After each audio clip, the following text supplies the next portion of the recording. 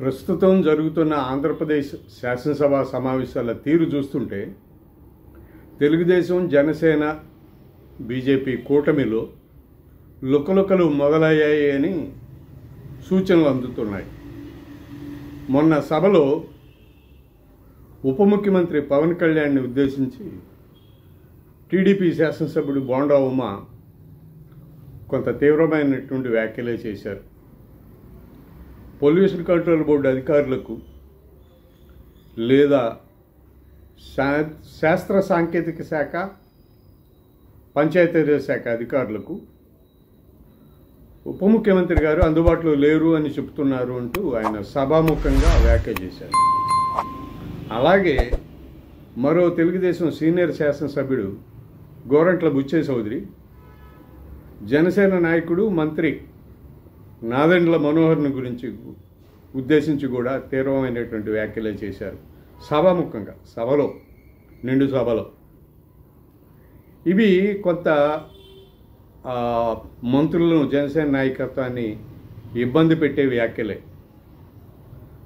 సరే, పవన్ కళ్యాణ్ గారు చెప్పుకున్నారు నేను అందుబాటులో లేను అని చెప్పడం కరెక్ట్ కాదు అని. కానీ వాటికంటే కూడా వీళ్ళ వ్యాఖ్యలే ప్రజల్లోకి వెళ్ళిపోయినాయి. ప్రజలు ఇప్పుడు చర్చించుకుంటున్నారు. మంత్రులు అందుబాటులో లేకపోతే ఎలాగా?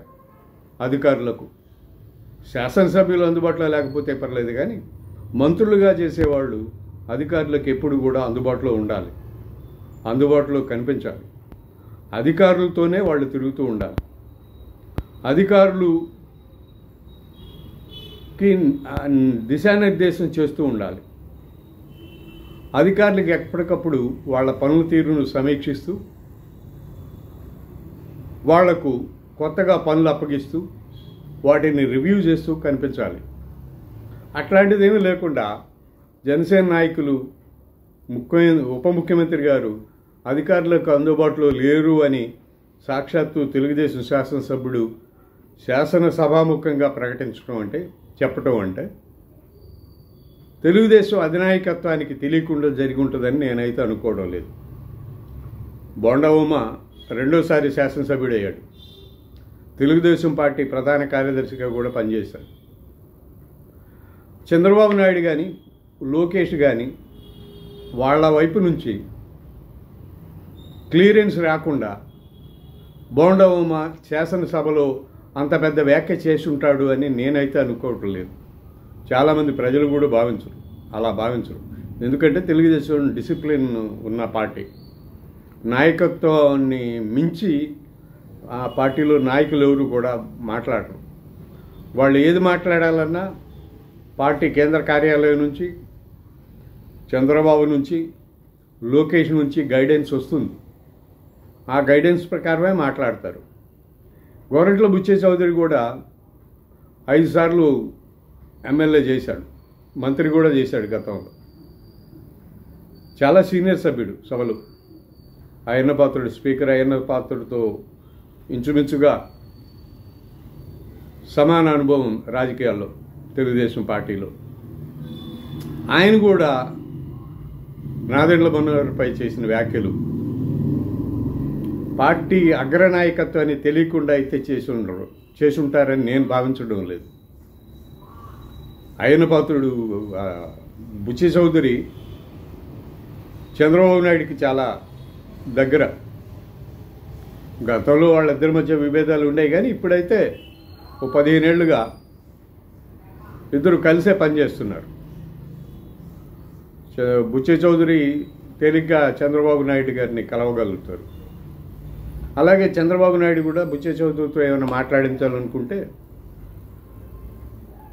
నేరుగా పిలిపించుకొని మాట్లాడి ఇవి మాట్లాడు, ఈ సబ్జెక్టు మాట్లాడు అసెంబ్లీలో అని చెప్పగలుగుతాడు. అసెంబ్లీలో ఏ ఎమ్మెల్యే ఏం మాట్లాడాలన్నా ఆయా పార్టీల నాయకత్వాల సూచనలు ఉంటాయి. ఖచ్చితంగా ప్రతిరోజు వేసే ప్రశ్నల దగ్గర నుంచి చేసే ప్రసంగాల వరకు అన్నిటికీ కూడా పార్టీల అగ్రనాయకత్వ సూచనలు ఉంటాయి. ఆ సూచనలు అగ్రనాయకత్వం సూచన చేయకుండా సభలో ఏది పడితే అది మాట్లాడే పరిస్థితి అయితే ఉండదు సభ్యులకి. అలాంటిది ఈ ఇద్దరు సభ్యులు పార్టీ అగ్రనాయకత్వానికి తెలియకుండా ఈ వ్యాఖ్యలు చేసి ఉంటారని ఎవరో భావించలేము. అయితే ఈ వ్యాఖ్యలను బట్టి చూస్తే మాత్రం ఖచ్చితంగా తెలుగుదేశం జనసేన మధ్య తగు ఆధిపత్య పోరు మొదలైంది అనే చెప్పవచ్చు. చాలా గ్రామాల్లో తెలుగుదేశం కార్యకర్తలు మాకు ఈ జనసేన మంత్రులు ఏం పనులు చేయట్లేదు అనే అసంతృప్తితో ఉన్నారు. అలాగే జనసేన పార్టీ కార్యకర్తలు తెలుగుదేశం మంత్రులు ఏమీ తమకు పని చేయడం లేదనే ఆరోపణలు చేస్తూ ఉన్నారు. ఇవి జరుగుతోంది రాష్ట్రంలో. చంద్రబాబు నాయుడు పవన్ కళ్యాణ్ స్నేహం కొనసాగితే కొనసాగవచ్చు, బాగుండొచ్చు వాళ్ళిద్దరి మధ్య సంబంధాలు. కానీ క్షేత్రస్థాయిలో రెండు పార్టీలు, ఆ పార్టీల నాయకులు, ఆ కార్యకర్తల మధ్య అయితే సంబంధాలు బాగా లేవు. అవి ఎలా కొనసాగుతాయో చూడాల్సి ఉంది.